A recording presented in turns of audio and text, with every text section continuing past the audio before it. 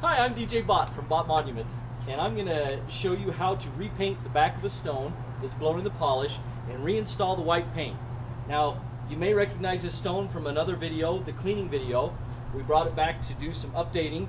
We needed to add the death dates, the death inscriptions of 4 out of the 5 children, 5 out of the 6 children actually. And at this point you need to make a decision, or the family needs to make a decision. Do we want to paint these white, or leave them just stone colored to match the granite here, but they won't actually be the same color even when you do that. And I'll show you as we take off the rubber masking here for the sandblast.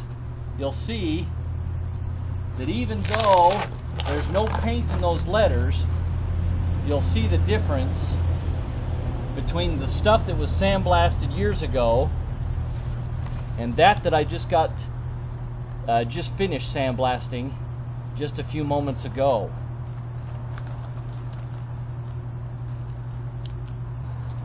So now you can really see the difference between the sandblasted lettering from years ago and that I've just done. You can see the tone difference of the stone.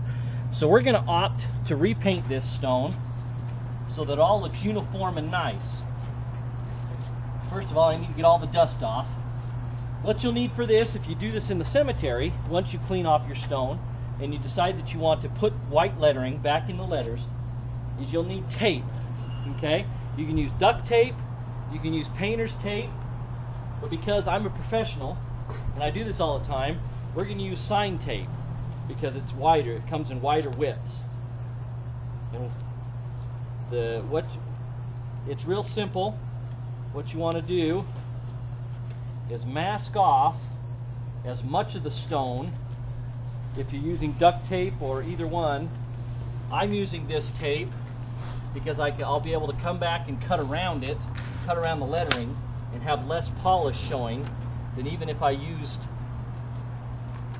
duct tape. With duct tape, all I would be able to do is just mask off a square, great big areas, and then paint this entire area. By using large widths of tape, I can tape off the stone and then come back, and with my X-Acto knife I can just cut around the lettering so that when I have to clean the paint off the polish, I have less to remove.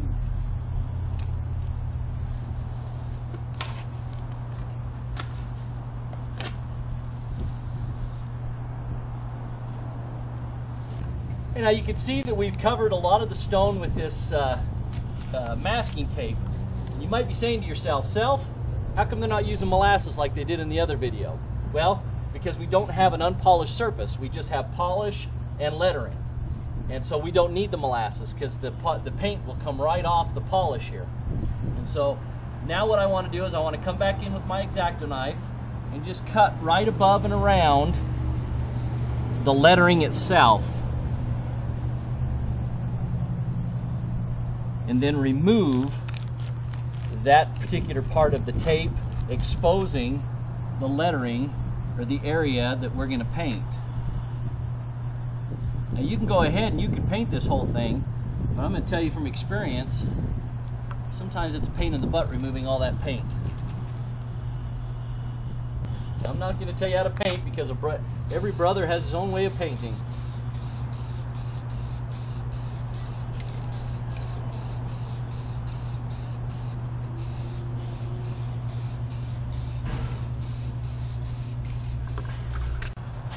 Okay, once you've painted, you then remove the masking tape and you can see the areas that have white paint on them. Now it's pretty much dry, and you can either go through and just laboriously with a razor blade take that paint right off. You can see it just comes right off with the razor blade.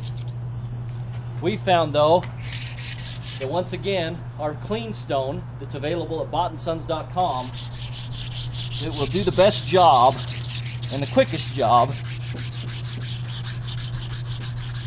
at removing that paint.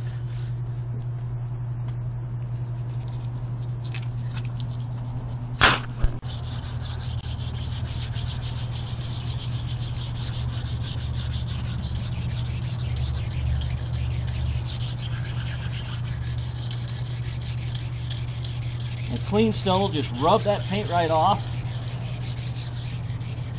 And now you're saying to yourself, DJ, you can still see white. And you are correct. On a lot of these stones, because of the graining of the stone, the polish doesn't go all the way down to the bottom. And so you'll find little well, it's not microscopic, but really tiny valleys where the polish isn't, little voids, and the paint will settle in there. And in just 1 second, I'll show you how to get rid of that.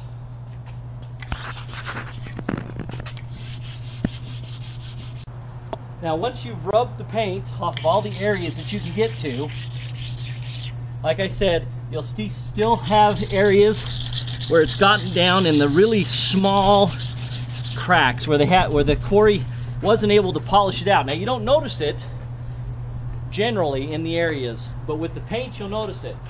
So to finish the job, you'll need a rag, mineral spirits, or paint thinner.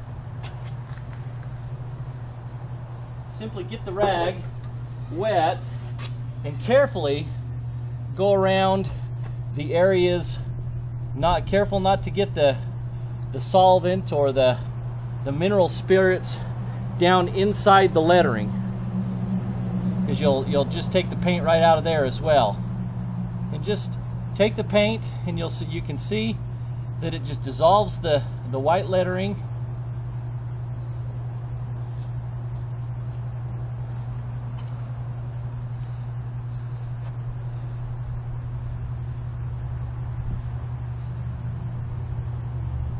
And then you can go back, you can see a little bit of a residue right here.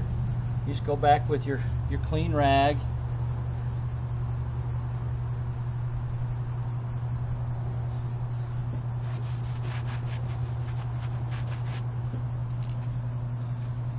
And touch those areas up.